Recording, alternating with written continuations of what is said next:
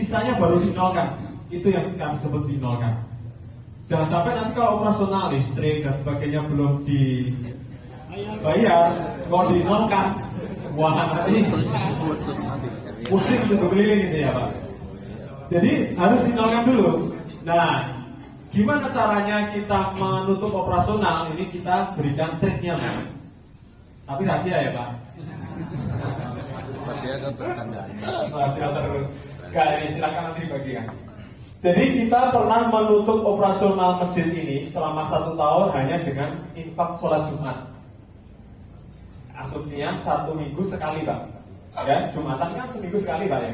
Itu bisa selesai untuk menutup operasional selama 1 tahun. Caranya begini Pak. Bapak Ibu hitung operasional selama 1 tahun dulu di tempat Bapak. Di rata-rata kan bisa ya. 1 bulan biasanya Pak. Ya 1 bulan nggak apa-apa. 1 bulan dikali 12 bulan itu Pak. Atau per bulan. Maksudnya biar kita tahu ini operasional secara 1 tahun itu. Kan di rata-rata bisa. Kan bisa beda-beda tapi di rata-rata insya Allah bisa ketemu lah angkanya. Nah, kami contohkan seperti ini. Di tahun 2001, ini di awal perubahan ya Pak ya. Operasional tahunan Masjid Jokar itu 43.200.000 rupiah. Ini tahun 2001. Kalau sekarang sudah berlipat-lipat operasionalnya gitu. Ratusan juta mungkin kalau sekarang gitu. Nah, ini operasional selama 1 tahun. Kemudian karena kita ingin menutup dengan infak sholat Jumat gitu ya, kita bagi 12 bulan dibagi 4 pekan. Ya. Ketemulah 900.000 per pekan, per minggu. Itu beban biaya operasional selama 1 minggu berdasarkan rata-rata operasional selama 1 tahun. Kemudian dihitung Pak, tempat Bapak itu kapasitas sholat Jumat itu berapa Pak kalau Jumatan? Tempat kami dulu 600 orang tahun 2001. Kalau sekarang sudah 1.500 dan 1.800 gitu ya. Dibagi saja Pak, 900.000 dibagi 600 ketemulah berapa? 1.500. Nanti ada yang protes, tempat saya cuma 200, ya oke lah bagi 200. Ketemunya berapa? 4.500. Kalau ini jumlahnya sama dibagi 200 orang itu masih 4.500. Berarti kan masih kecil juga tuh Pak. Artinya kalau bapak mas itu Jumatan bawa 1.500 itu ya tahun 2001 ini, itu sudah menyelesaikan operasional masjid selama 1 tahun gitu ya.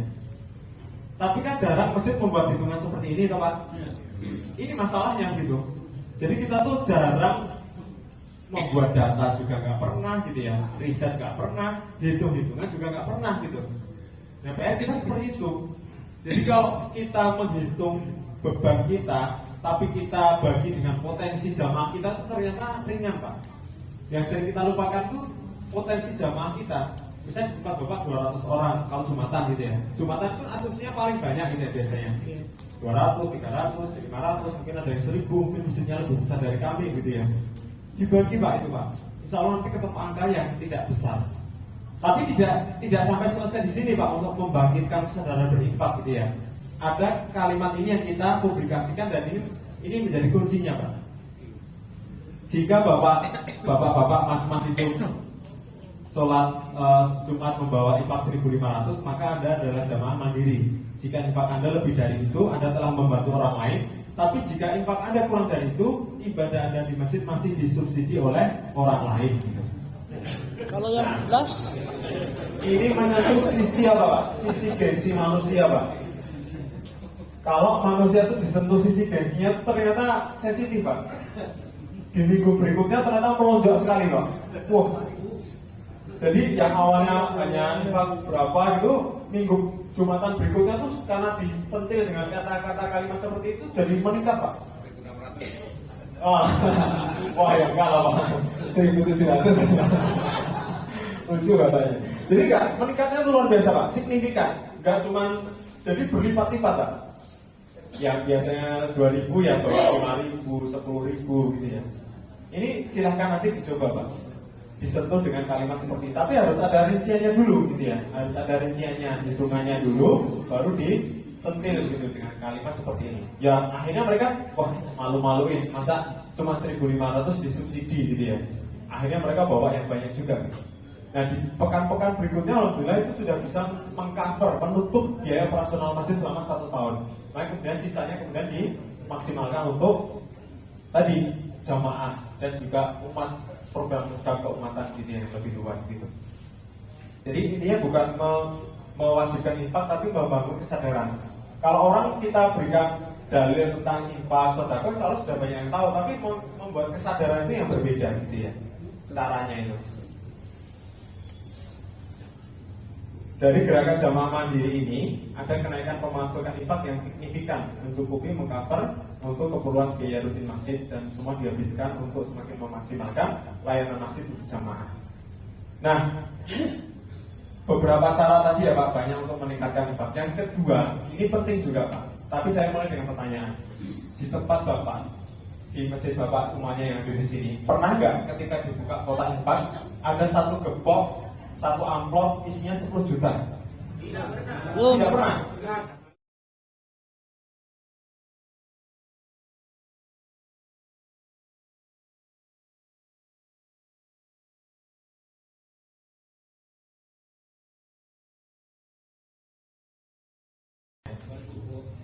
Karena kita tuh sering fokus pada bangunan saja.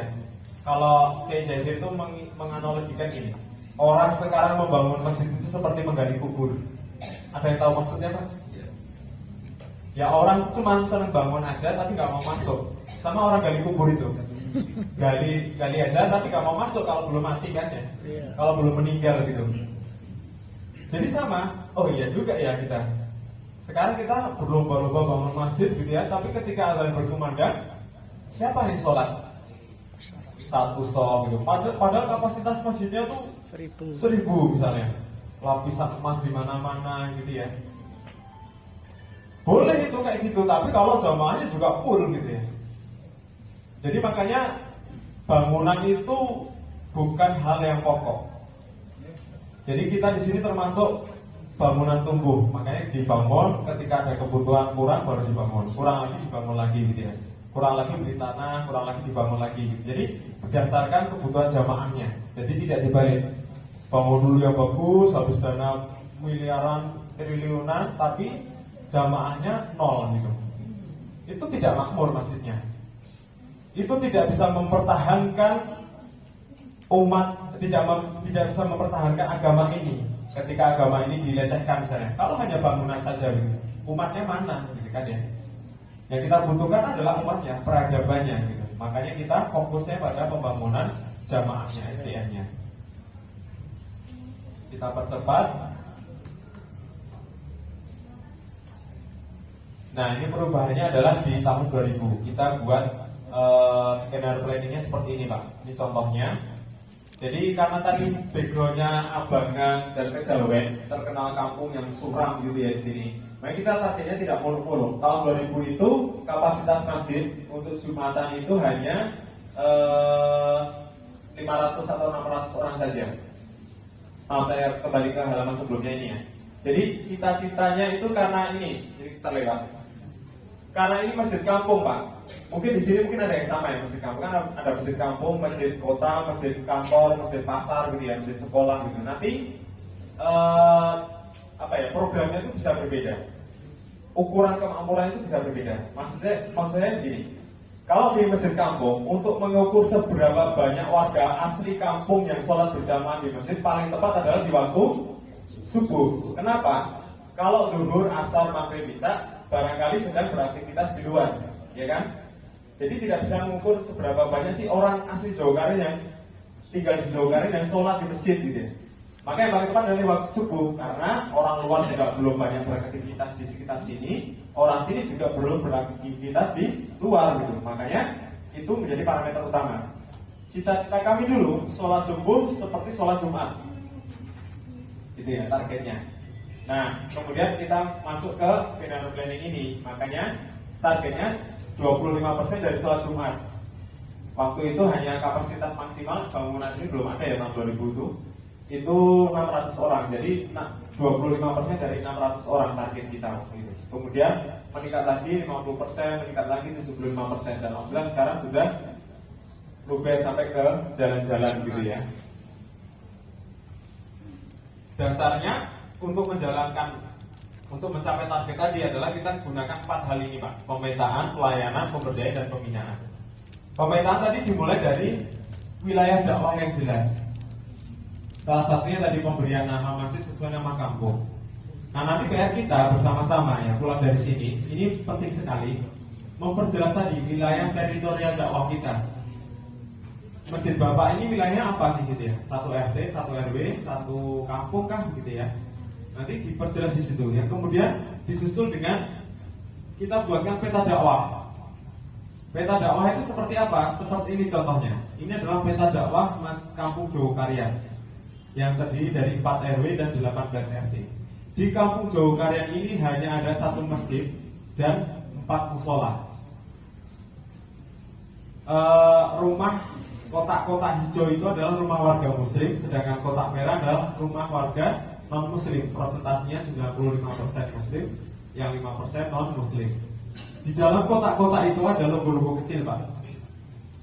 Logonya sebenarnya kalau yang kita tampilkan ini bukan yang real, karena kalau yang real itu logo masjid, logo uang, logo sapi, logo Ka'bah gitu ya, menandakan kalau Ka'bah sudah haji atau umroh, logo masjid sudah berjamaah di masjid, logo Quran sudah bisa baca Quran gitu ya, logo uang sudah zakat gitu, dan banyak logo yang kita sematkan. Nah di sini kita tampilkan contoh saja karena itu menyangkut data privasi jamaah kami sehingga tidak bisa kita tampilkan untuk publik begitu. Ini contoh saja, nanti bisa digunakan di tempat Bapak Ibu semuanya ya. Nah, data ini dari mana kita dapatnya? Dari sensus penduduk yang kita bagikan ke jamaah dan warga. Kita update setiap 4 tahun sekali. Jadi datanya tuh rinci sekali, Pak. Namanya, anggota keluarganya, seperti sensus penduduk gitu lah. Penghasilannya, pekerjaannya, anaknya sekolah di mana, punya riwayat penyakit apa, gitu ya. Sampai golongan darah setiap warga pun kita insya Allah juga ada. Bahkan Jogokaryan ini jadi rujukan rumah sakit di Yogyakarta, di seluruh rumah sakit untuk mencari pendonor. Jadi kalau di rumah sakit itu butuh pendonor, biasanya teleponnya ke sini, Mas.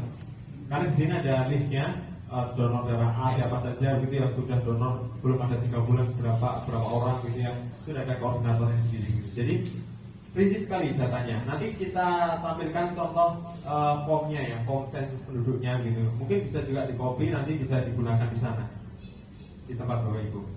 Nah, kemudian kita terapkan di peta dakwah ini. Tujuannya apa? Agar kita tahu apa sih kebutuhan, apa sih permasalahannya. Oh, di rumah Bapak Fulan ini sudah ada logo masjid, berarti sudah sholat berjamaah, tapi belum ada logo Qur'annya, berarti belum bisa baca Qur'an. Atau mungkin sudah ada logo Ka'bahnya, sudah haji gitu ya, atau umroh, tapi belum ada logo masjidnya, berarti belum aktif berjamaah di masjid gitu misalnya. Makanya kita membuat program itu berdasarkan data. Jangan sampai kita itu tidak punya data, tapi asal membuat program, biasanya tidak tepat sasaran gitu. Yang terjadi adalah. Nah, kemudian kita punya data dulu yang banyak, riset dulu, baru setelah itu kita masukkan program sesuai kebutuhan. Contoh follow up-nya ya, kita contohkan di tahun 99 akhir ya Pak ya. Waktu itu didapat jumlah warga itu 2.783 orang. Satu kampung Jogokaryan.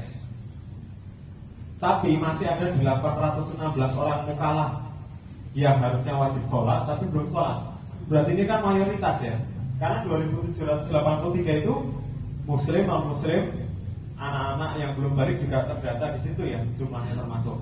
Tapi masih ada 816 orang yang sudah balik tapi belum sholat gitu. Berarti kan mayoritas loh. Ya wajar karena background kami dulu kampung Abangan gitu ya, kampung Kejawen gitu. Jadi jauh dari nilai Islam. Di tahun 99 akhir masih seperti ini Pak, tahun 2000 awal. Kemudian masjid berpikir kita harus membuat program. Makanya program utama kita sejak dulu itu sampai sekarang namanya mensolatkan orang hidup Pak. Kalau mensolatkan orang mati kan sudah biasa ya, sudah waktunya kewajiban kita gitu ya. Tapi orang yang belum mati kok nggak sholat ini apa nih programnya? Yang paling tepat ya mensolatkan orang hidup itu namanya. Makanya seluruh program kita yang Bapak Ibu lihat di media sosial misalnya itu ya, apapun itu pasar rakyat, pasar sore, ATM beras, benang rumah ataupun apapun itu muaranya adalah pada ini, satu hal ini, mensolatkan orang hidup. Jadi kalau programnya bagus tapi kok tidak meningkatkan kualitas ataupun kuantitas berjamaahnya di masjid, bisa kita evaluasi. Karena tujuan kita hanya satu ini, sebagaimana apa yang diperintahkan oleh Allah di surat At-Taubah tadi. Ukuran kemakmurannya adalah bukan pada rame-ramenya saja pasar itu tidak, tapi pada sholatnya. Itu tujuan utama kita gitu. Tapi kan kebutuhan orang itu kan beda-beda. Ya kan ya Pak?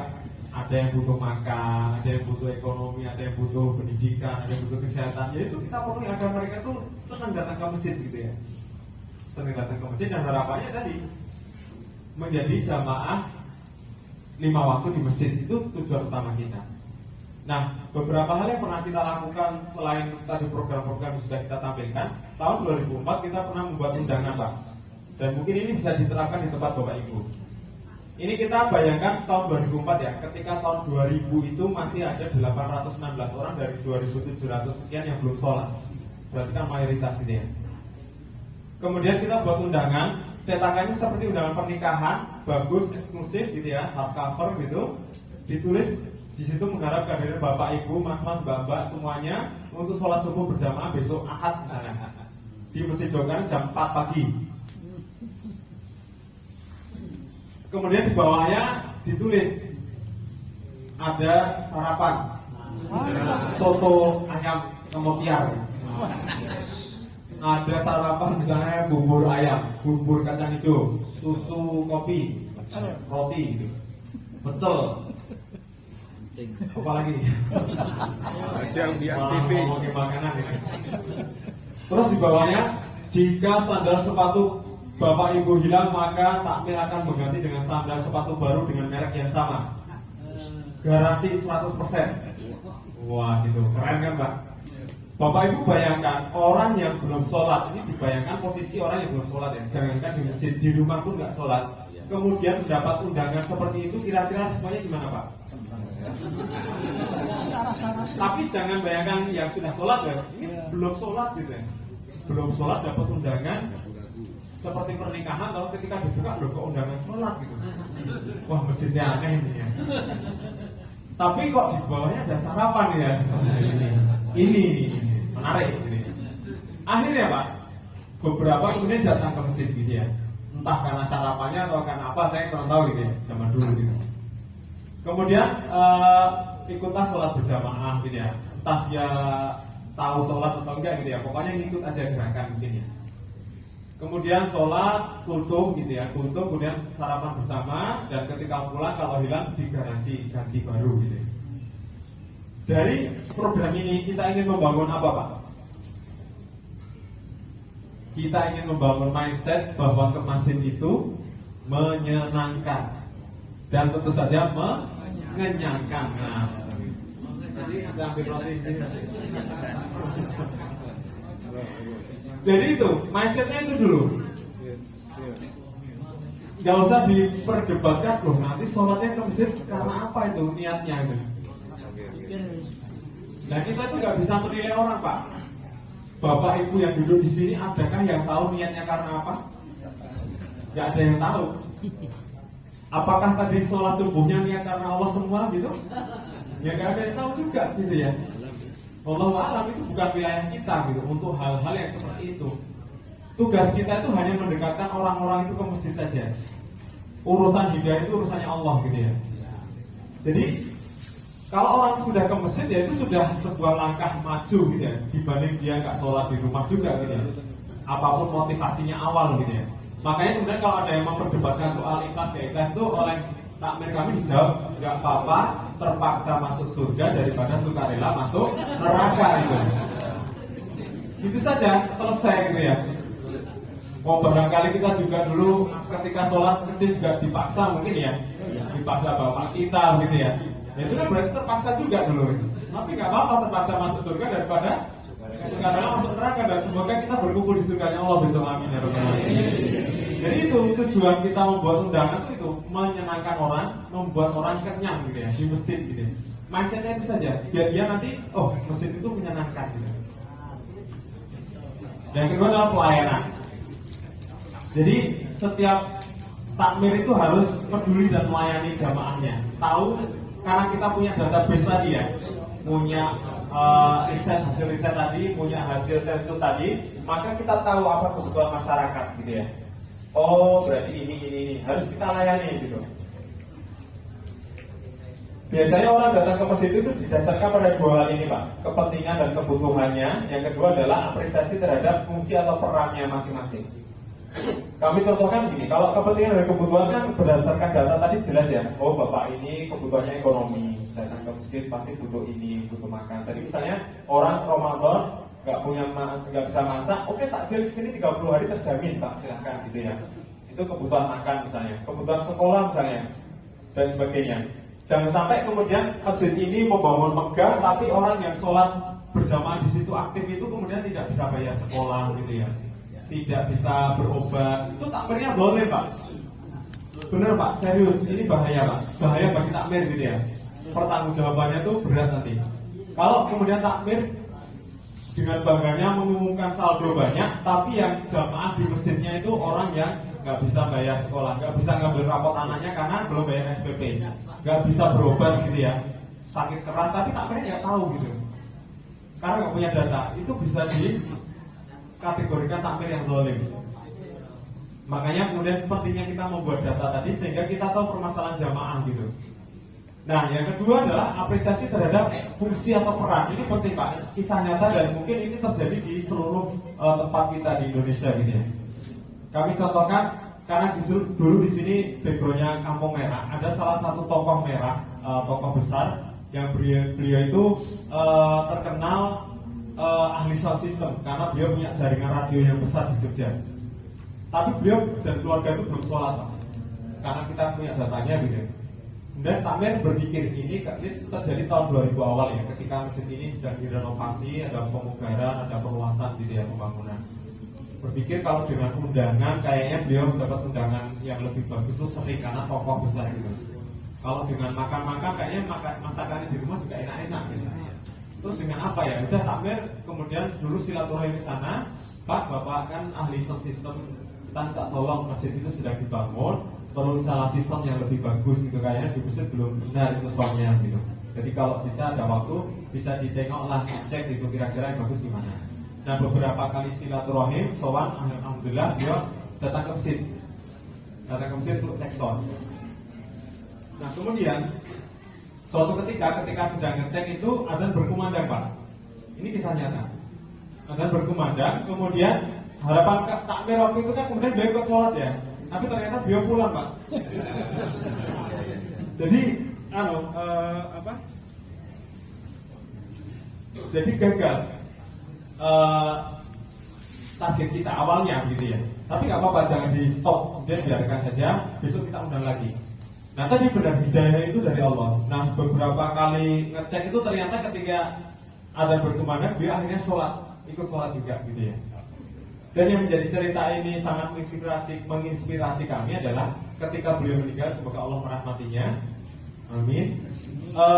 Teman-temannya pak di kalangan merah itu heran, loh bapak pulang ini kok disolatkan di masjid jauh harian. Benar-benar heran karena setahu mereka beliau ini tidak pernah sholat. Setahu mereka ya, setahu teman-temannya itu. Dan mereka tuh nggak tahu kalau sudah beberapa tahun terakhir beliau dan keluarganya itu sudah ke masjid aktif berjamaah gitu. Lewat apa? Karena apa gitu ya? Karena masjid tahu data jamaahnya dan tahu bahwa beliau itu ahli di bidang tertentu, sehingga beliau dalam tanda kutip dimanfaatkan oleh masjid sesuai dengan passionnya, sesuai dengan hobinya, sesuai dengan keahliannya. Mereka akan merasakan, wah saya itu diuangke kalau bahasa Jawanya, dihargai. Wah saya itu masjid itu ternyata tahu loh kalau saya ahli ini gitu. Nah makanya jangan sampai di tempat bapak ibu itu terjadi seperti ini. Misal begini, ada ibu-ibu di tempat jenengan yang pintar masak, terkenal masakannya enak, tapi nggak punya modal, nggak bisa buka warung gitu ya pak ya. Tapi karena masjid itu nggak punya datanya, kemudian setiap ada acara misalnya rapat atau ada acara pengajian gitu, pesennya di catering. Iya. Karena nggak tahu kalau ibu itu takmirnya nggak tahu, tapi jamaah tahu kalau itu ibunya itu pintar masak dan masakannya enak. Dilewatkan saja gitu. Padahal kalau bapak ibu bayangkan ya, kemudian misalnya ibu itu diorderi makanan gitu ya oleh masjid gitu, wah senangnya luar biasa pak. Ya. Itu menimbulkan rasa kecintaan gitu ya. Wah masjid itu ternyata paham apa bukan saya lagi sepi, lagi butuh pemasukan gitu ya, sehingga masjid memberi saya order gitu, alhamdulillah. Begitu juga misalnya ada pemuda atau bapak muda yang kemudian dia ahli instalasi listrik, tapi masjid bapak sedang bangun, butuh instalasi ngambil orang luar.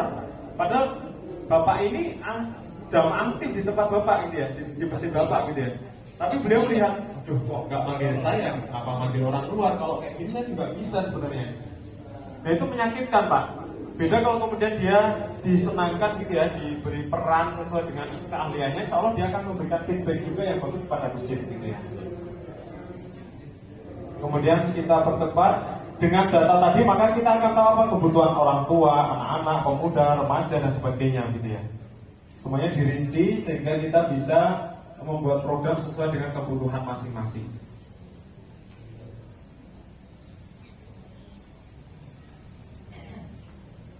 Intinya membuat suasana gembira dan menyenangkan bagi jamaah masjid adalah bagian dari pelayanan. Nah, yang terakhir adalah pembinaan. Jadi ketika orang sudah ke masjid dengan tadi berbagai macam cara tadi yang menyenangkan dan mengenyangkan misalnya, jangan lupa juga dibimbing juga gitu ya, pemahaman akidahnya, agamanya, ibadahnya, akhlaknya, sehingga ya tadi dengan begitu insya Allah akan lurus ibadahnya karena Allah gitu ya. Ini loh kalau ibadah tuh seperti ini gitu. Jangan cuma misalnya disenangkan terus, tapi poin pertama untuk memasukkan orang ke masjid ya tadi menyenangkan dulu gitu.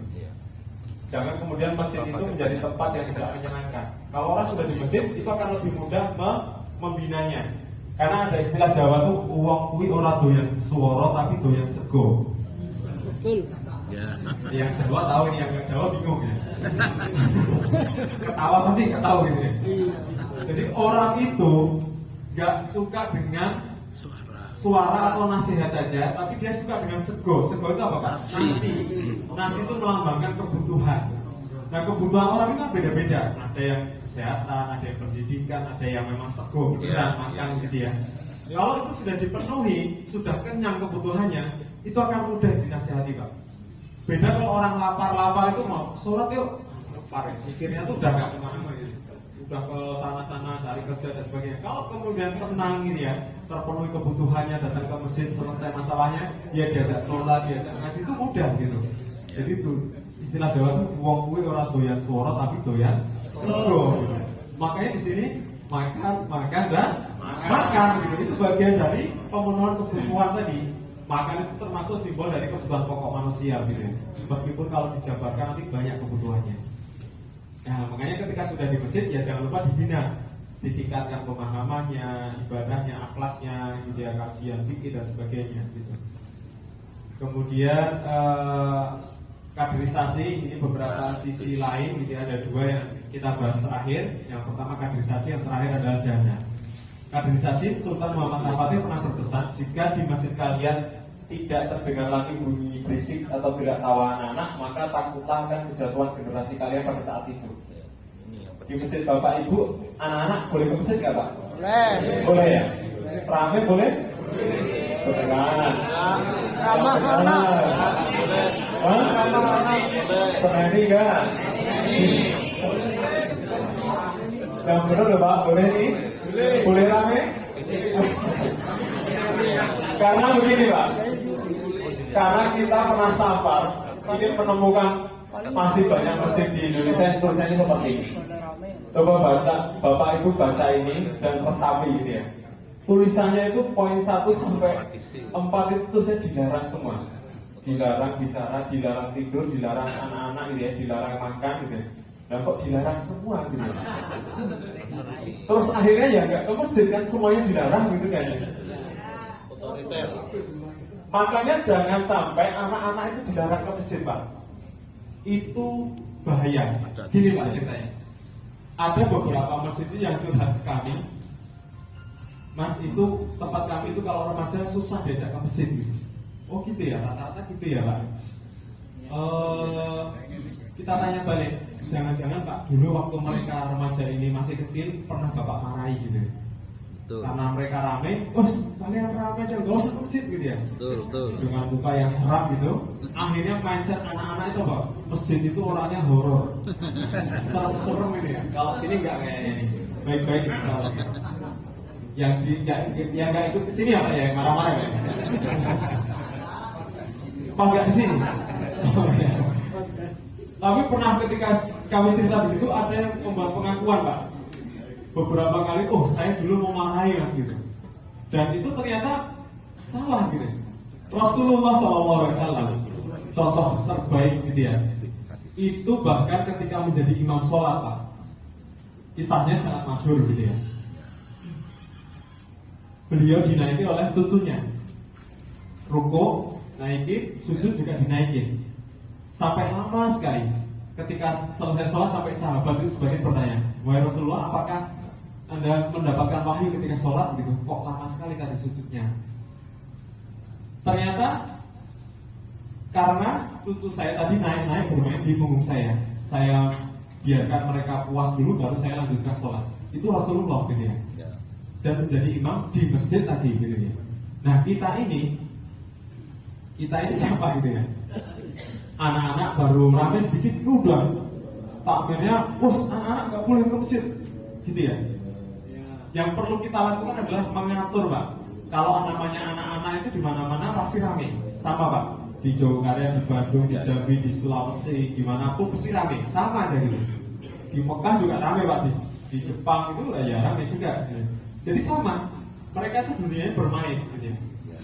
Makanya kalau di sini kita atur sholat berjamaah anak-anak itu di serambi lantai 2 selatan itu ditemani oleh teman-teman remaja.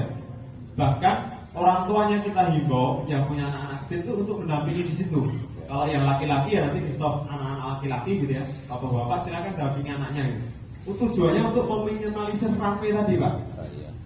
Diminimalisir. Jadi jangan disuruh pulang. Nanti kalau dia suruh pulang, dia nggak nyaman dengan masjid, dia akan mencari kenyamanan dan kesenangan di luar. Dan itu jadi PR kita semua ketika mereka remaja. Banyak yang susah diajak ke masjid karena mendapatkan kesenangan di luar.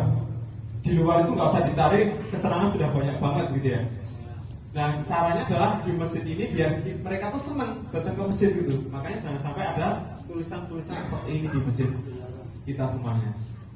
Nah ini rantai kaderisasi kita ada Hamas, mulai TK, kemudian SD, himpunan anak Masjid Jogarta, kemudian diurus oleh teman-teman remaja, ada remaja Masjid Jogarta, SMA sampai sebelum nikah, kemudian ada Kurma Umida. Kurma Umida ini kepanjangannya keluarga alumni remaja Masjid Jogarta untuk yang laki-laki. Umida itu singkatannya muda Bu, Umi muda gitu ya. Umi muda. Kenapa kita buat dua organisasi tambahan ini? Ini penting Pak, karena ada apa ya tren atau fenomena gitu ya. Di Jawa itu namanya biren istilahnya. Ada yang tahu Pak biren? Barabi, lereng. Setelah menikah, lereng gitu. Selesai gitu. Selesai apanya? Selesai dakwahnya gitu. Karena kebutuhannya gitu. Meskipun misalnya kita lihat ketika anak-anak remaja masih sering ke masjid, TPA, ya beraktivitas. Tapi begitu menikah, lambat laun kok hilang, nggak pernah jamaah gitu ya. Ya alasannya karena bekerja, kebutuhan itu dan sebagainya. Tapi setelah kita teliti Pak, ternyata tidak hanya masalah pekerjaan saja gitu ya, karena tidak ada wadah gitu ya yang tepat bagi dia untuk beraktualisasi diri. Makanya kemudian di sini dibuatkan wadah tadi untuk yang laki-laki, bapak-bapak muda itu, Kurma, keluarga alumni remaja masjid, yang ibu-ibu untuk Umida tadi. Dan alhamdulillah ketika dibuatkan wadah itu, wow, masya Allah, banyak sekali ininya, jamaahnya gitu. Ternyata yang nikah muda banyak gitu ya di Jogarta gitu ya. Dan alhamdulillah itu terus berjalan kegiatannya gitu. Dan di atasnya ada IKS, Ikatan Keluarga Sakinah, itu ya untuk yang lebih senior lagi gitu. Dan itu semuanya bagian dari takmir Masjid Jogarta. Nah, yang terakhir kita bahas dana ya. Itu yang penting. Penting ini. Penting kita. Penting. Masyarakat yang berinfak itu ingin segera merasakan keberkahannya. Kalau takmir pengurus kemudian menahan infak itu di rekening, apakah keberkahannya terasa? Tidak Pak. Kalau hitungan pahala selalu dapat, karena Allah sudah menjanjikan itu ya, yang berinfak sedekah itu mendapatkan pahala. Tapi soal keberkahan itu beda rasanya Pak. Itu yang sering kita tanyakan ke beberapa donatur kita. Donatur kita sekarang kan bukan hanya dari lingkungan warga sini, tapi juga dari luar juga banyak gitu ya. Mungkin Bapak Ibu juga pernah donasikan ke Masjid Jogarta gitu ya, Pak Sodako gitu. Pernah sebagian kita tanya, khususnya yang dari luar, Bapak Ibu kenapa kok infaknya ke Masjid Jokaryan? Kenapa kok donasinya ke Masjid Jokaryan? Kenapa kok wakafnya ke Masjid Jokaryan gitu? Jawaban mereka rata-rata gitu ya Pak ya. Karena kami merasakan keberkahan pada keluarga dan harta kami gitu. Dan itu Allah janjikan benar. Kalau uangnya kemudian diputarkan pada hal-hal yang bermanfaat untuk umat gitu ya, itu yang menjadikan perbedaannya. Beda kalau kemudian itu berhenti di rekening saja, itu tidak ada manfaat yang bertambah, kebaikan yang bertambah, keberkahan gitu ya, keberkahan yang bertambah gitu. Itu stagnan saja rasanya gitu.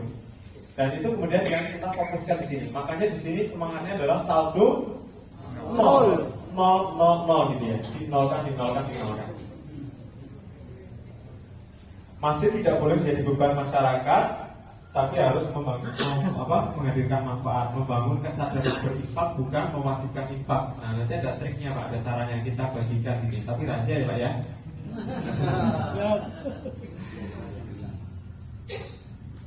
Dana itu bukan haknya takmir, ya. Takmir itu hanya sebagai pelayan jamaah, memfasilitasi dengan dana dari Allah tadi, dana umat itu segera diputarkan gitu ya. Semuanya harus segera dibelanjakan untuk kemakmuran masjid dan jamaahnya gitu, sampai habis saldo sama dengan nol.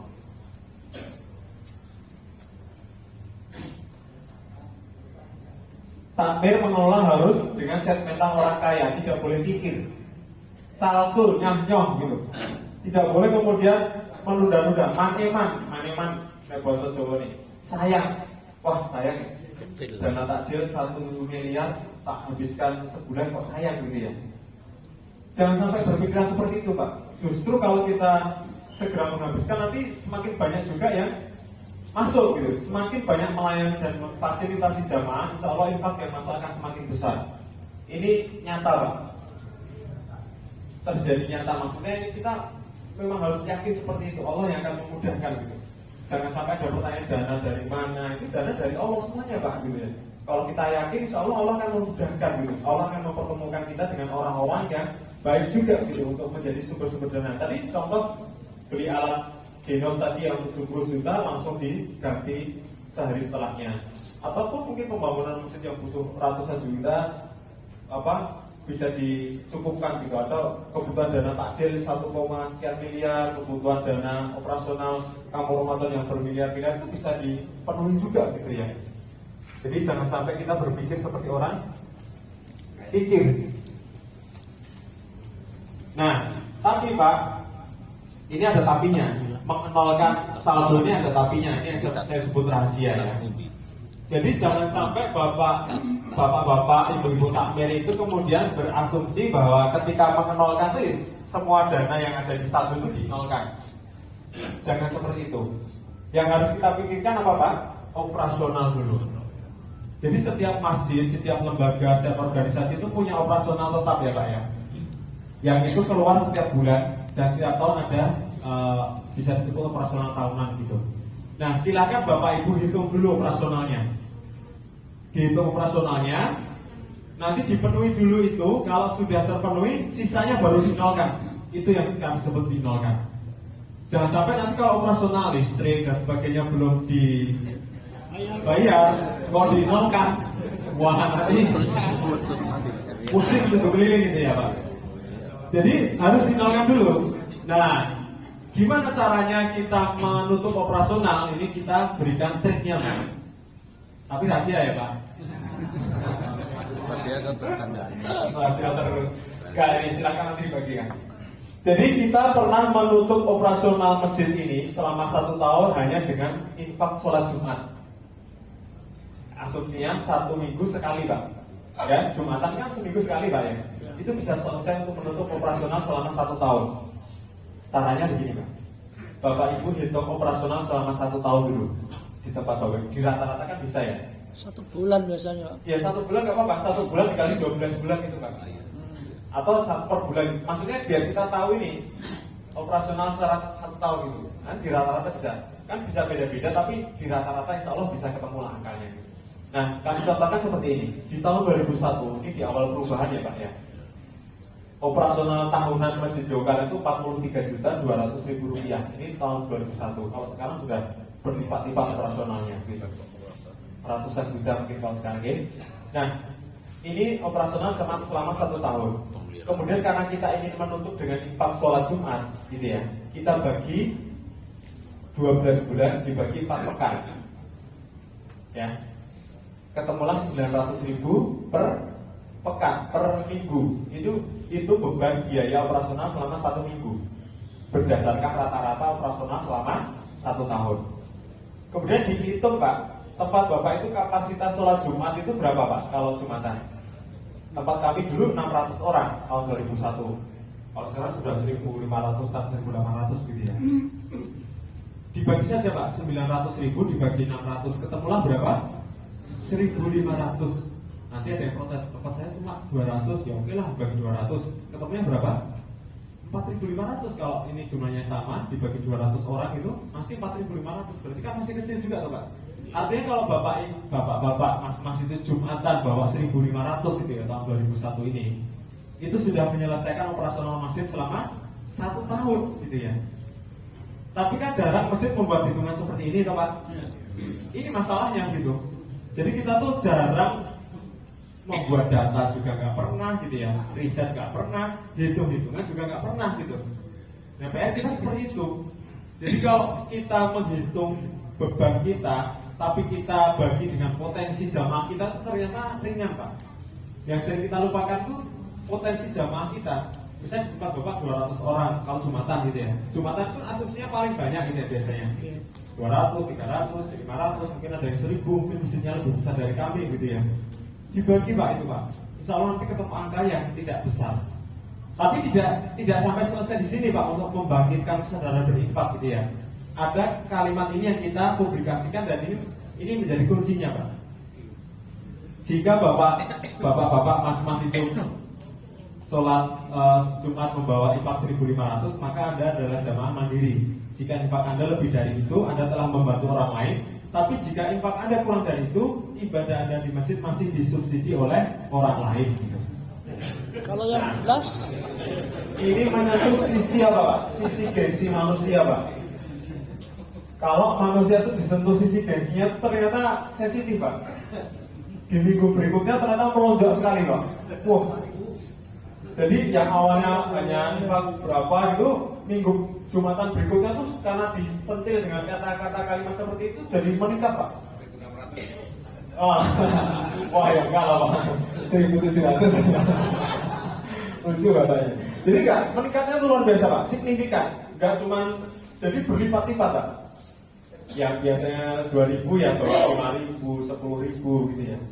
Ini silahkan nanti dicoba Pak, disentuh dengan kalimat seperti itu. Tapi harus ada rinciannya dulu gitu ya. Harus ada rinciannya, hitungannya dulu, baru disentil gitu dengan kalimat seperti ini. Ya akhirnya mereka, wah malu-maluin, masa cuma 1.500 disubsidi gitu ya. Akhirnya mereka bawa yang banyak juga gitu. Nah di pekan-pekan berikutnya alhamdulillah itu sudah bisa mengcover, menutup biaya operasional masjid selama 1 tahun. Maka kemudian sisanya kemudian dimaksimalkan untuk tadi jamaah dan juga umat, program keumatan gitu yang lebih luas gitu. Jadi intinya bukan mewajibkan infak tapi membangun kesadaran. Kalau orang kita berikan dalil tentang infak, sedekah, insya Allah sudah banyak yang tahu, tapi membuat kesadaran itu yang berbeda gitu ya caranya itu.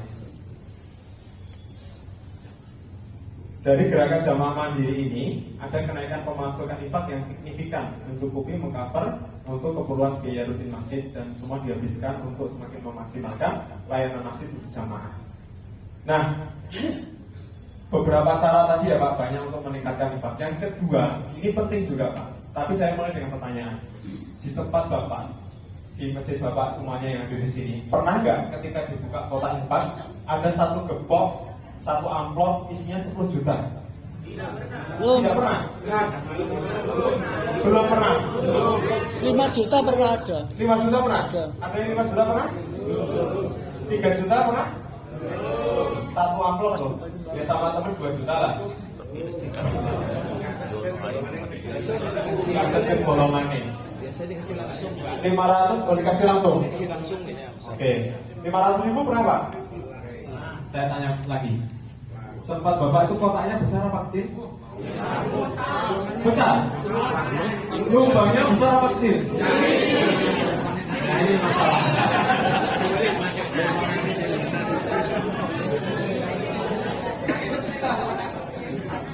Sudah tahu masalahnya, Pak? Apa? Lubangnya kecil. Saya kasih gambar ini, Pak. Teori lubang kotak infak besar. Itu 10 juta rupiah satu amplop. Bapak Ibu nanti turun ke bawah atau di sini ada kotak itu satu. Silakan cek lubangnya Masjid Jawa Karya itu besar apa kecil? Besar Pak. Kalau nggak percaya, Bapak ambil uang di ATM 10 juta dimasukkan ke kotak kami. Kalau nggak percaya loh Pak ya. Loh ini kan tes Pak, nanti dikira kita, masa sih 10 juta masuk ya, silakan dibuktikan gitu. Enggak begini, ya dibuktikan di masjid jenengan nggak apa-apa. Karena begini Pak, orang yang berinfak itu biasanya kan tidak ingin dilihat oleh orang lain gitu ya. Biasanya kejadiannya di tempat Bapak itu ya, ada orang yang sebenarnya sudah niat dari rumah tuh bawa 5 juta misalnya dalam satu amplop. Pernah itu Pak kejadian, saya yakin kayaknya ya. Terus dia sudah niat mau infak di masjid Bapak itu ya. Tapi begitu sampai masjid udah pesimis, tuh kalau lubangnya kecil ya. Tarik lagi. Dia tapi karena sudah mantep gitu ya, dia coba gitu. Bahwa ini ya lebih tebal dari ini lah kalau 50-an ribu ya. Masukkan, nggak masuk gitu ya. Kalau kelamaan kan dilihat orang malu ya. Akhirnya dimasukkan lagi, masuk saku celana, jadi ambil yang atas. Keluarlah 5.000. Nah, kejadiannya gitu Pak. Yang aslinya mau 5 juta, yang masuk 5.000 karena apa? Lubangnya kecil. Ini nggak bercanda Pak. Ini teori yang benar-benar terbukti di tempat kami. Jadi kalau pengen infaknya banyak, nanti silakan dimodifikasi lubangnya, diperbesar, kotaknya juga diperbesar. Bapak Ibu kalau turun ke bawah di Jogokaryan itu, kotaknya banyak sekali Pak, posnya itu banyak dan lubangnya rata-rata besar juga. Hah? Ya enggak, tangan enggak masuk, masih bisa ditoleransi lah gitu. Jangan sampai tangan, nanti udah gede banget ya itu bahaya gitu ya. Ya pokoknya kira-kira Ciri-ciri masuk. begini. Kalau lubangnya besar, nanti yang masuk juga uang besar. Kalau lubangnya kecil, yang masuk uang kecil, uang perjuangan kami menyebutnya. Apa itu uang perjuangan? Uang yang gambarnya mati merah, ya loh, pahlawan-pahlawan itu. Tapi kalau lubangnya besar yang masuk proklamator Pak, merah-merah itu loh, Soekarno-Hatta itu gambarnya. Mesem-mesem gitu ya. Itu beneran Pak, silakan dicoba. Karena pernah ada masjid pasar itu yang cerita ke kami. Masjid kami itu nggak bisa dipakai 24 jam, buka 24 jam seperti Jawa Karya. Kenapa Pak? Gitu. Hilang. Karena kalau kita buka 24 jam, itu jam 1 dini hari, jam 2 itu sudah banyak orang pasar yang numpang mandi. Itu di masjid kami, karena itu masjid pasar. Oh, ya pikir kami kan ya nggak apa-apa ya Pak, kalau cuma numpang mandi kan ya tinggal dibersihkan aja tuh gitu. Nah masalahnya kita nggak ada tenaga kebersihan gitu ya, kata beliau gitu. Oh lah, infaknya emang nggak cukup untuk membayar tenaga kebersihan gitu, nggak cukup gitu. Kita tanya dulu, infaknya kotaknya besar nggak Pak? Ya kecil gitu, lubangnya kecil juga gitu. Kalau selesai sholat gimana? Di dalam lemari dikunci gitu. Oh gitu. Nah coba kita beri solusi. Besok pulang dari sini, Bapak buat kotak yang besar gitu ya, ditaruh di tempat orang pasar itu mau ke kamar mandi, lalu lalang itu mudah bisa melewati kotak itu gitu. Dan lubangnya agak besar. Untuk teknis keamanan silakan Bapak yang memikirkan. Mau dilas, mau diapain gitu ya, Bapak yang lebih tahu di sana gitu. Nah, nanti setelah beberapa bulan silakan cerita ke kami itu ada perbedaan enggak gitu. Nah setelah beberapa bulan kemudian beliau akhirnya datang lagi ke sini gitu ya, dengan wajah berseri-seri itu cerita, alhamdulillah sudah bisa buka 24 jam gitu. Oh ceritanya gimana? Itu dari infak itu bisa membiayai tenaga kebersihan gitu. Oh gitu, berarti kita bercandain kan ya Pak. Berarti selama ini Bapak dan takmir itu seudon kepada warga pasar. Dikiranya warga pasar itu cuma numpang mandi doang, enggak infak. Padahal masalahnya adalah mereka mau mencari kotak infak, enggak ditemukan gitu ya. Nah akhirnya ketika itu sudah terpenuhi untuk membiayai operasional masjid tadi yang untuk tenaga kebersihan dan sebagainya, sehingga tidak ada kendala lagi gitu. Jadi itu silahkan nanti itu menjadi trik juga untuk mendapatkan infak yang lebih banyak gitu ya. Tentu selain itu harus amanah gitu ya. Bendahara di sini Pak kami cerita ya di Jogokarian itu bendaharanya kalau rata-rata di masjid itu kan bendahara 1, bendahara 2 ya Pak ya, 2 bendahara. Kalau di tempat kami itu ada 10 bendahara Pak. Masing-masing itu memegang pos-pos sendiri. Nanti Bapak Ibu turun di bawah itu ada kotak operasional sendiri, wakaf sendiri, kotak sekojuna sendiri, kotak takjil bahkan Ramadan ada sendiri, kotak macam-macam itu ada sendiri-sendiri.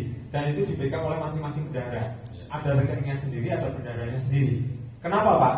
Sebenarnya begini, kalau infak itu pos belanjanya itu sebenarnya fleksibel Pak. Artinya begini, kotaknya satu dipakai untuk berbagai macam kegiatan itu tidak masalah gitu. Beda kalau zakat kan sudah jelas ya aturannya gitu ya. Tapi kalau infak itu sebenarnya fleksibel. Tapi di tempat kami sejak awal sudah kita buatkan posnya. Untuk apa? Untuk memudahkan pembelanjaannya. Coba bayangkan kalau kotaknya hanya satu ya, misalnya dibuka kotak umum gitu ya. Kemudian nanti ketika dibuka rebutan ini, yang pengajian minta berapa, yang misalnya ada program makan minta berapa, itu nanti membaginya agak susah berebut gitu.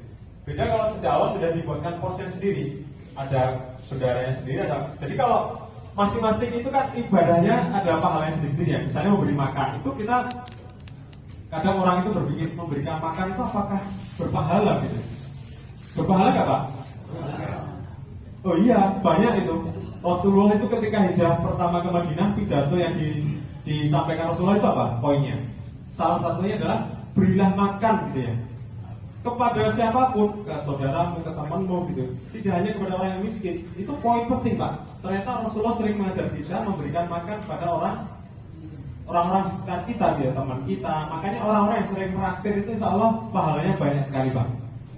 Jadi itu satu. Kemudian ada pos kotak wakaf, pos kotak operasional, pos kotak yang lain-lain gitu ya.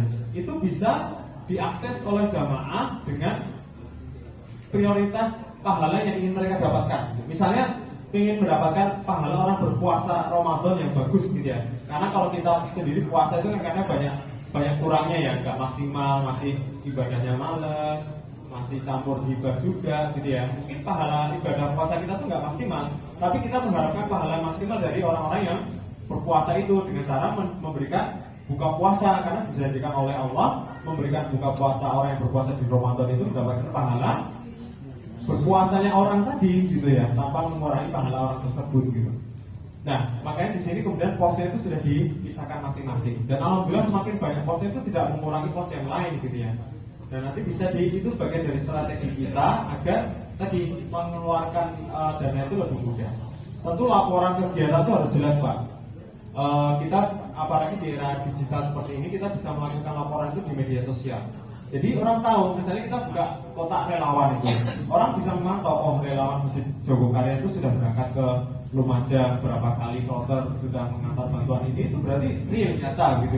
Buka puasa bisa diekspos gitu ya, oh ini ribuan orang piring beneran gitu ya, nggak bilangnya piring ternyata nasi kucing gitu misalnya, itu bisa diakses gitu. Bahkan kita undang silakan datang ke sini gitu ya. Nah, mendapatkan apapun gitu ya, fasilitas semuanya yang hadir di sini termasuk jamaah kita gitu. Jadi itu kemudian bisa diakses, trustnya itu tinggi, kepercayaannya itu tinggi. Selain juga tentu tadi merasakan keberkahannya dari perputaran uang yang segera dihabiskan oleh takmir gitu. Mungkin itu ya Bapak Ibu semuanya. Ini sumber dana Masjid Jogokarian itu ada infak, zakat, sedekah, donatus, sponsorship, dan amal usaha.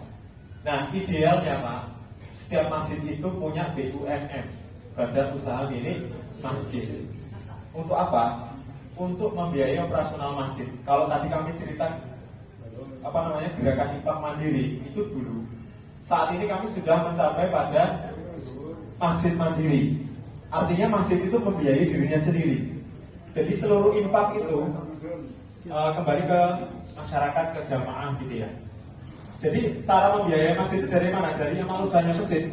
Di atas kita ini ada hotel 11 kamar gitu, ada kami juga punya homestay, punya wakaf tanah macam-macam gitu yang bisa kita kelola dan menghasilkan uang sehingga bisa menutup operasional masjid. Tapi nanti ada yang wah itu kan Jogokarian sudah punya ini. Ya dulu kami juga nggak punya apa-apa Pak. Kami ini masjid kampung dulu, sama seperti masjid-masjid yang lain gitu. berproses saja terus